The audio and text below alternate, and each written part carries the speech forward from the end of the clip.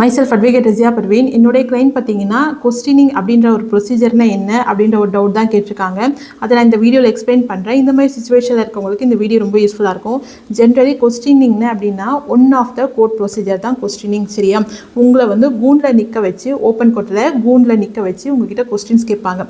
என்ன மாதிரி கொஸ்டின்ஸ்லாம் கேட்பாங்க பார்த்தீங்கன்னா, உங்களுக்கு எதிராக போடப்பட்ட சார்ஜ் ஷீட்டெல்லாம் என்ன செக்ஷனில் ஃபைல் பண்ணியிருக்காங்க, ஏன் உங்கள் மேலே கேஸ் ஃபைல் ஆகிடுச்சு, இந்த கேஸில் சொன்னபடி எல்லா குற்றச்சாட்டுகளும் நீங்கள் ஒத்துக்கிறீங்களா, அட்மிட் பண்ணிக்கிறீங்களா அப்படின்ட்டு உங்கள்கிட்ட கேட்பாங்க. உண்மையிலே நீங்கள் அந்த அஃபென்ஸ் எல்லாம் செஞ்சுருந்தீங்கன்னா ஆமான்ட்டு ஒத்துக்கோங்க. சரியா? அட்மிட் பண்ணிக்கோங்க. இல்லை ஃபால்ஸாக உங்கள் மேலே அலிகேஷன் ஃபைல் பண்ணி தப்பாக ப்ரொஜெக்ட் பண்ணியிருக்காங்க அப்படின்னா நீங்கள் வந்து டினேல் பண்ணிடலாம். ஆமாம் இது வந்து பொய் வழக்கு அப்படின்னு டினேல் பண்ணிக்கோங்க. ஓகேவா?